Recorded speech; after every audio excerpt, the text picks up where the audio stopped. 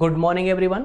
Daily top GK series में आप सभी का बहुत बहुत स्वागत है दोस्तों। रोज की तरह आज भी फिर से कुछ नए 5 टॉपिकों पर हम आज फिर से डिस्कस करेंगे दोस्तों। एमसीक्यू फॉर्मेट में डिस्कस करने वाले हैं 5 इंटरेस्टिंग और महत्वपूर्ण महत्वपूर्ण टॉपिक जो कि आपकी एग्जाम में तो निश्चित रूप से ये आपके लिए महत्वपूर्ण होंगे ही, साथ ही साथ में आपके ज्ञान कोश में भी वृद्धि करने में इनका काफी सहयोग रहेगा। आइए दोस्तों शुरू करते हैं और लेते हैं आज का पहला क्वेश्चन है दोस्तों कि निम्नलिखित में से कौन से गैस के दहन पर अधिकतम ऊर्जा उत्पन्न होती है। इसका मतलब है कि ऐसा कौन सा गैस है जिसके जलने पर अन्य गैसों की तुलना में सबसे ज्यादा ऊर्जा उत्पन्न होती है। तो दोस्तों ऑप्शन है आपके पास में, ऑप्शन ए प्रोपेन गैस, या ऑप्शन बी मीथेन, या ऑप्शन सी ब्यूटेन, या फिर ऑप्शन डी इथेन। दोस्तों जल्दी से कमेंट करके बताइए, फटाफट क्वेश्चन को पढ़ते ही आंसर आना चाहिए, क्योंकि ये एक ऐसे सेशन है दोस्तों जिसमें अगर आपको पता है ना तो फटाक से कमेंट कीजिए, नहीं है पता तो बिल्कुल इसको ना अब नोट्स के माध्यम से पढ़ लीजिए, इसको नोट कर लीजिए, या फिर डिस्क्रिप्शन में नोट्स में आपको प्रोवाइड करता हूं, वहां से आप डाउनलोड करके इसको हमेशा संभाल करके रखिए, बार बार रिवीजन लगाते रहिए दोस्तों। बहुत इंपॉर्टेंट जीके के विशेष फैक्ट में आप लोगों के लिए लेकर आता हूं दोस्तों। इस क्वेश्चन का राइट आंसर हो जाएगा ऑप्शन सी ब्यूटेन। दोस्तों ब्यूटेन ही वो गैस है जिसका प्रयोग फायर गन या फिर कहें कि सिगरेट लाइटर या पोर्टेबल जो आपका स्टोव होता है उसमें इसका प्रयोग किया जाता है। आइए दोस्तों थोड़ा सा इसका डिस्क्रिप्शन भी देख लेते हैं जिससे हमारा ये मुद्दा मैटर क्लियर हो जाए। ब्यूटेन गैस के दहन पर अधिकतम ऊर्जा उत्पन्न होती है किसी तत्व या यौगिक की।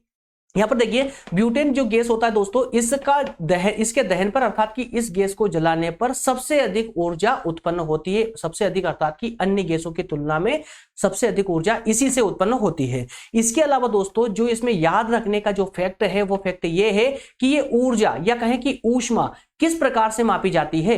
तो किसी भी तत्व या यौगिक की 1 ग्राम अणु मात्रा को, जब किसी यौगिक की 1 ग्राम मात्रा को ऑक्सीजन में एक आयतन पर, एक सामान्य आयतन पर या स्थिर आयतन पर जब जलाया जाता है तो उससे जो ऊष्मा पूरी तरह जलने के बाद जो ऊष्मा उससे उत्पन्न होती है उसे ही दहन की ऊष्मा या यौगिक के दहन की ऊष्मा कहा जाता है। ठीक है दोस्तों, आइए नेक्स्ट प्रश्न पर बात करते हैं। अगला प्रश्न है हमारा कि चुंबक का वह महत्वपूर्ण गुण जिसका उपयोग नाविकों या यात्रियों के द्वारा प्राचीन काल से किया जाता रहा है।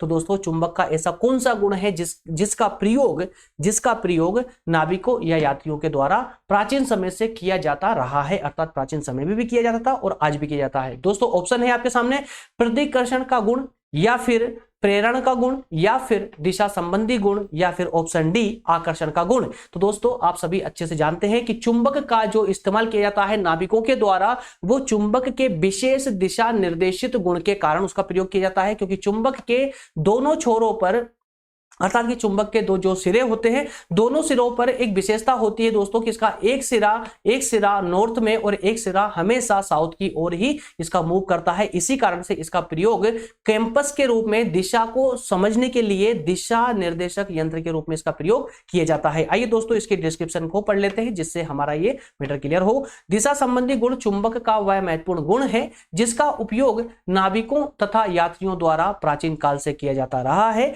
प्राचीन काल में लोग दिशा की पहचान करने के लिए चुंबक की सहायता लेते थे। इसी प्रकार से दोस्तों चुंबक का जो ये विशेष गुण है इसी कारण से इसका प्रयोग प्राचीन समय से किया जाता रहा है। आइए अगला प्रश्न देखते हैं। अगला प्रश्न है, एक व्यक्ति का भार लिफ्ट में अधिक होगा यदि लिफ्ट, अब दोस्तों इस प्रश्न को समझिए उसके बाद हम इस प्रश्न पर आगे बढ़ेंगे।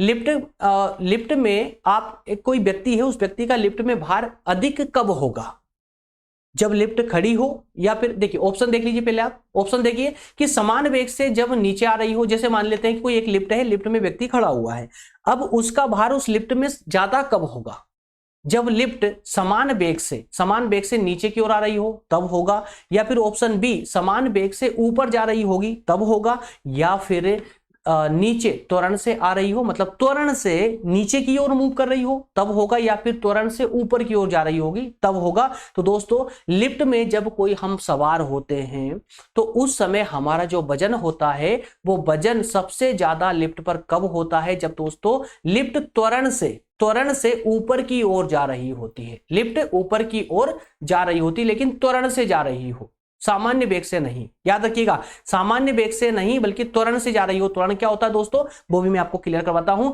यदि लिफ्ट त्वरण के साथ ऊपर जा रही होती है तो व्यक्ति का भार लिफ्ट में अधिक होता है। दोस्तों त्वरण का मतलब होता है कि जब लिफ्ट सामान्य वेग को छोड़ करके अचानक से अपनी स्पीड बढ़ा ले, वो जैसे ही लिफ्ट अपनी स्पीड में जो अब उसकी गति होती है, उस गति में जैसे उसमें परिवर्तन आता है तो उस परिवर्तन के कारण जो उसमें त्वरण उत्पन्न होता है, उस त्वरण के कारण हमारा वजन लिफ्ट पर और ज्यादा पड़ने लगता है।